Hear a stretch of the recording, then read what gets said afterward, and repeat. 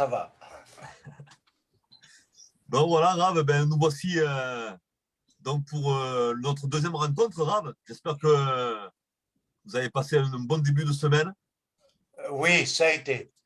Ça a On été a d'accord. pas mal de personnes dans la Kéla qui sont cas contact ou positifs au virus, donc ça perturbe pas mal. Et oui, j'ai vu ça, oui. J'ai vu ça Ouais. que ouais, c'est embêtant, on n'entend plus trop parler, mais on voit que c'est quand même actif.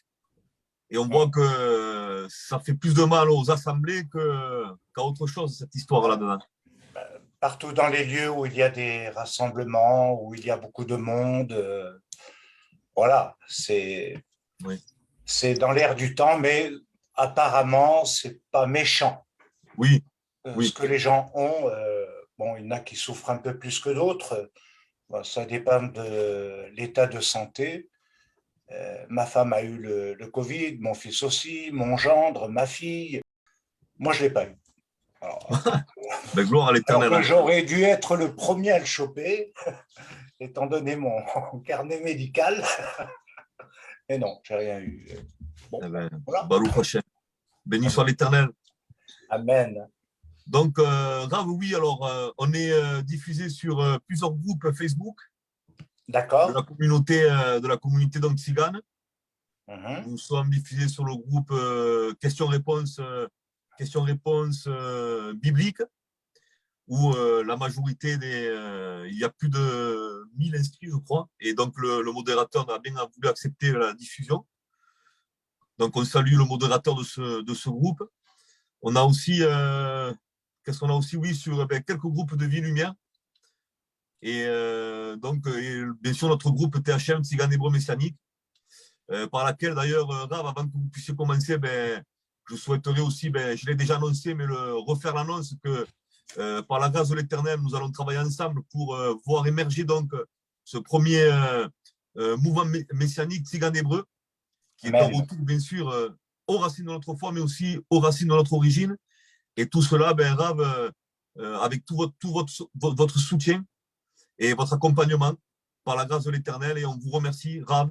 Donc voilà, si vous avez quelques mots à dire à ce sujet, et ensuite, ben, à vous la parole pour commencer votre cours. D'accord. Alors, tout d'abord, je tiens à m'excuser du fait que à la dernière fois, je n'ai pas pu, à cause de pas mal de circonstances, comme je l'ai expliqué à Anton.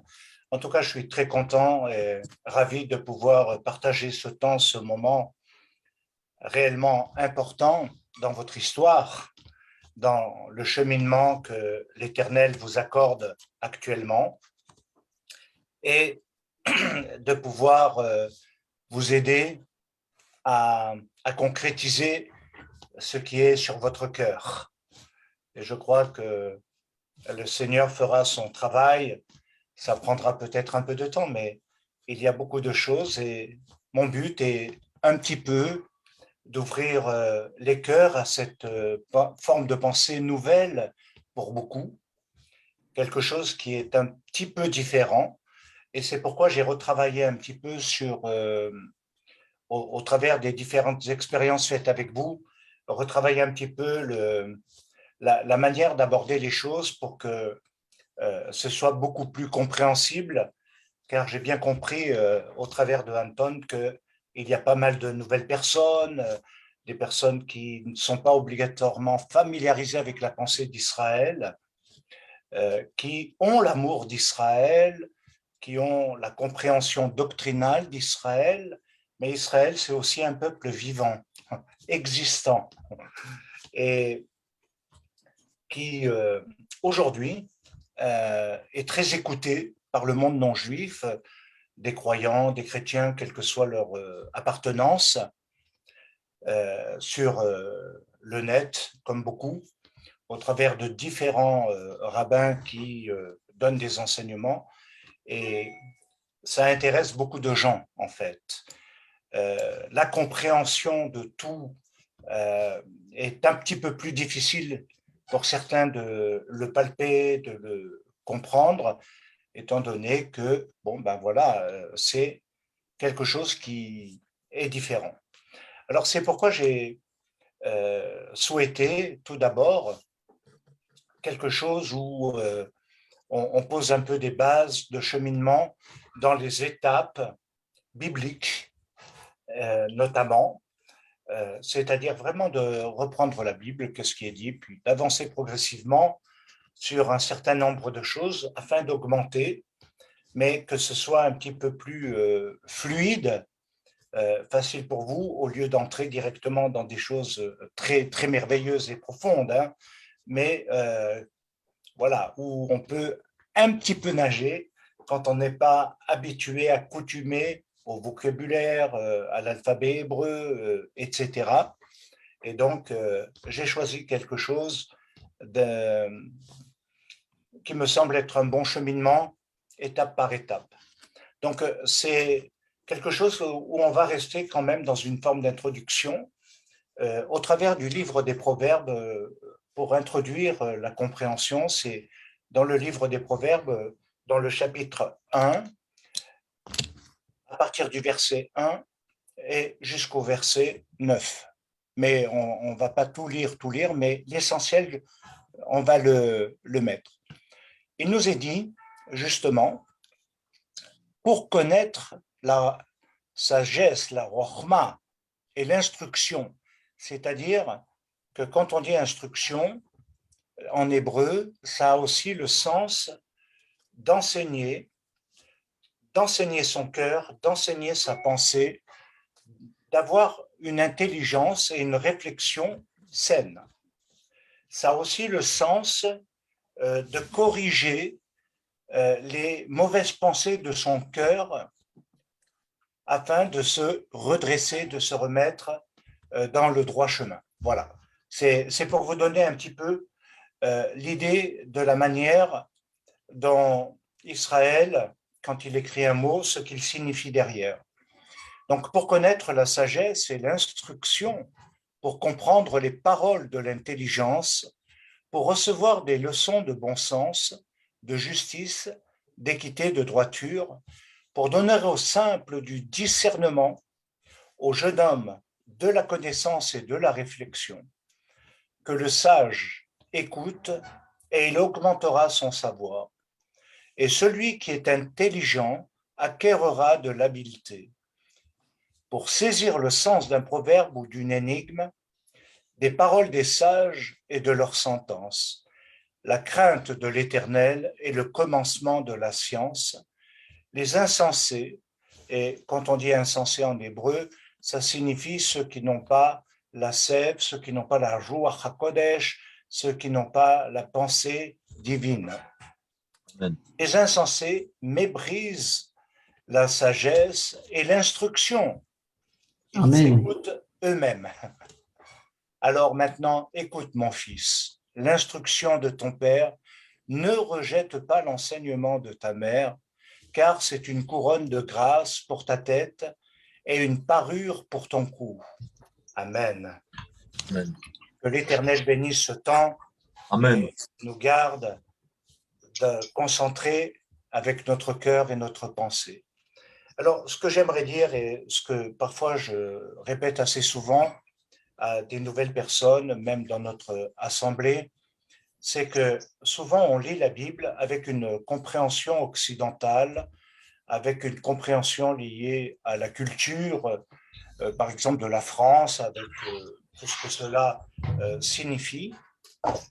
Mais la Bible est juive. La Bible est totalement juive.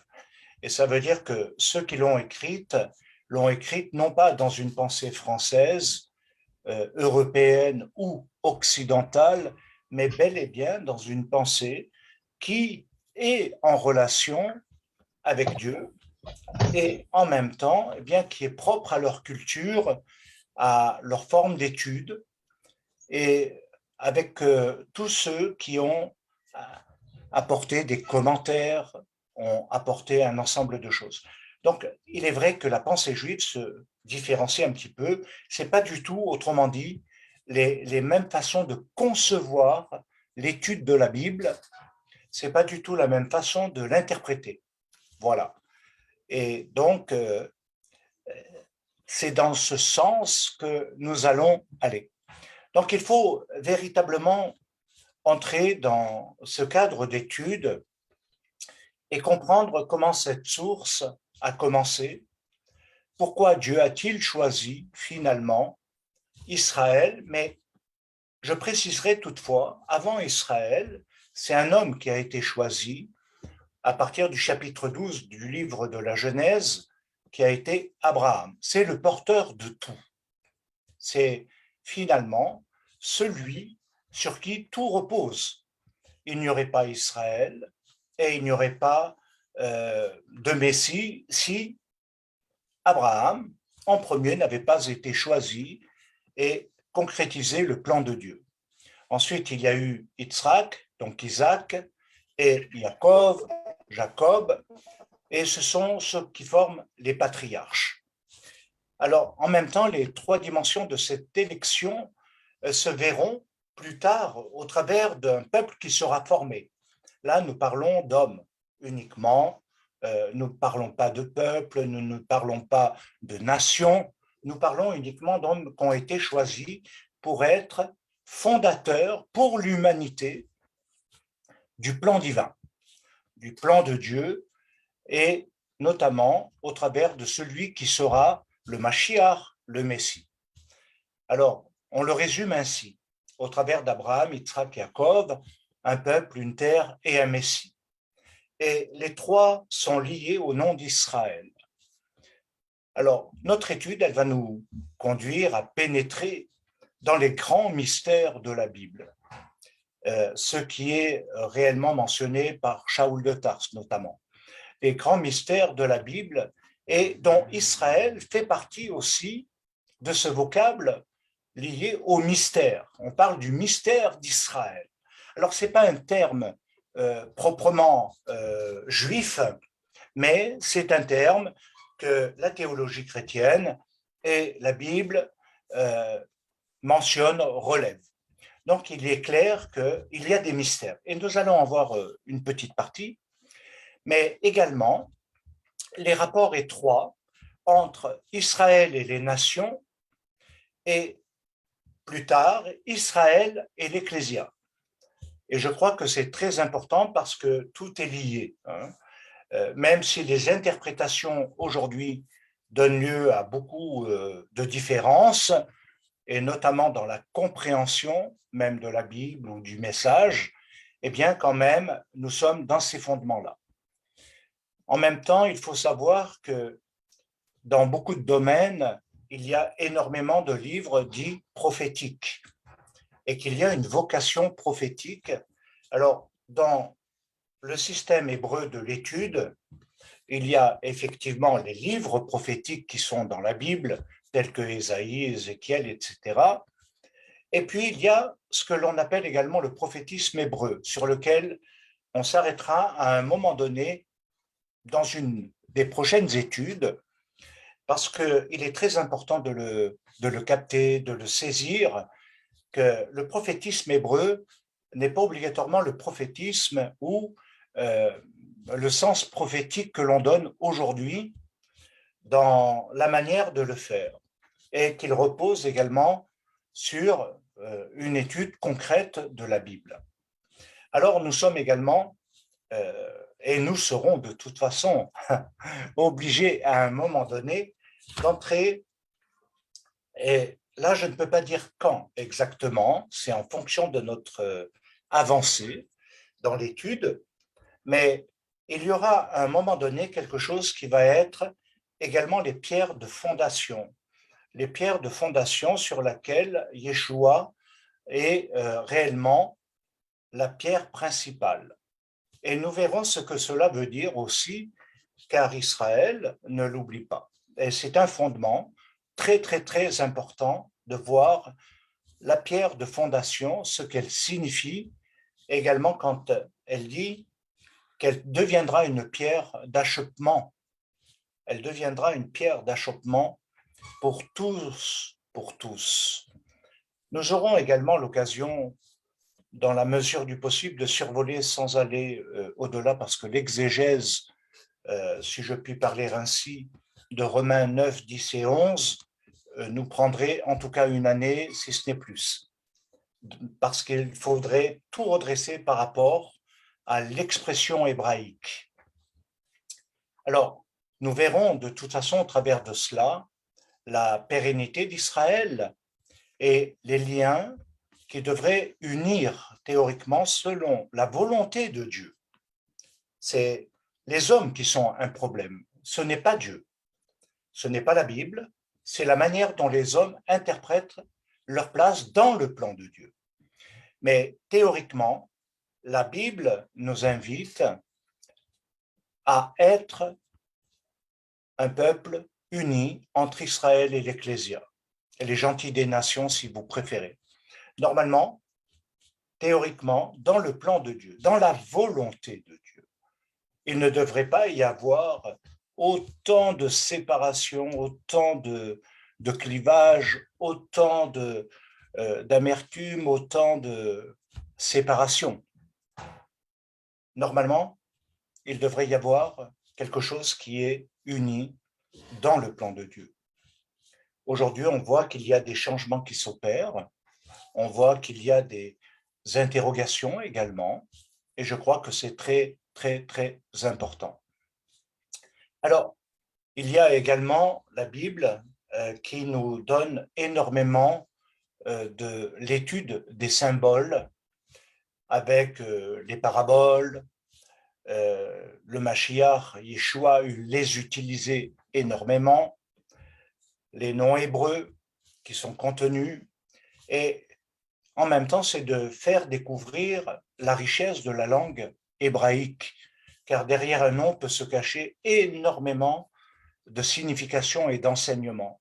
Les lieux aussi ont une grande importance et donnent un sens très profond à l'histoire qui est contenue dans la Bible. Et encore plus, lorsque nous voulons parler du Messie, nous ne parlons pas seulement d'un Messie qui est déjà venu dans le sens que on partirait qu'à partir des évangiles, mais il faut tenir compte de toute la Bible. Il faut tenir compte de tout ce qui a été auparavant annoncé par les prophètes, car cela ne concerne pas seulement que ce que l'on traduit communément par la première venue du Messie, mais également le royaume de Dieu. Et je crois que les prophètes disent énormément de choses, et notamment Ézéchiel et Daniel, pour reprendre dans ce cadre-là. Il y a évidemment tous les livres que nous trouvons au travers des écrits de Shaoul de Tarse, mais également de l'Apocalypse. Alors, il y a effectivement quelque chose qui est à décoder, à découvrir concernant le Messie, son identité. Et si je puis me permettre, je dirais même la carte d'identité physique et spirituelle du Messie. D'où vient-il, qui est-il, et etc. Et puis bien comprendre son identité, l'identité de son enseignement, l'identité juive de son enseignement, car Yeshua et les disciples étaient juifs. Et donc, il faut bien poser ce fondement à ce niveau-là. Messie, c'est Mashiach, traduit du grec et en français par Christ, mais il y a d'autres noms qui sont dans la Bible, comme le Goël, celui qui est le Rédempteur, celui qui rachète. Et il y a toutes sortes d'autres terminologies, mais il y a également des sens codés, cachés dans le message des prophètes. Quand, par exemple, on parle de l'ange de l'Éternel qui est à sa droite, eh bien, ce n'est pas n'importe quel ange dans le ciel, il s'agit de quelque chose de très important. Un des points fondamentaux qui sera abordé est également les terminologies hébraïques qui définissent à la fois Yeshua comme étant fils de l'homme et de nature divine, dans sa dimension, bien entendu. Alors, nous pénétrons dans ces grands mystères qui nous amènent à comprendre un ensemble de choses. Et c'est pourquoi je voudrais juste, peut-être un petit peu rapidement quand même, mais simplement relever quelques points de ce nom mystère dans la Bible, et notamment dans Romains, au chapitre 9, versets 1 à 5, où il est écrit: Paul, Shaoul, serviteur de Yeshua Mashiach, appelé à être un chaliar, mis à part pour annoncer la Besora Tova d'Elohim, la bonne nouvelle de Dieu, qui avait été promis auparavant de la part de Dieu, qui a été promis auparavant de la part de Dieu par ses prophètes dans les saintes écritures et pas dans les théologies, et qui concerne son fils né de la postérité de David, selon la chair, déclaré fils de Dieu avec puissance selon l'esprit de sainteté. Quand Shaoul de Tars écrit esprit de sainteté, c'est Ruach HaKodesh en hébreu. On dit Ruach HaKodesh pour désigner l'esprit de sainteté. L'esprit de sainteté, par sa résurrection d'entre les morts, Yeshua Mashiach, notre Adon,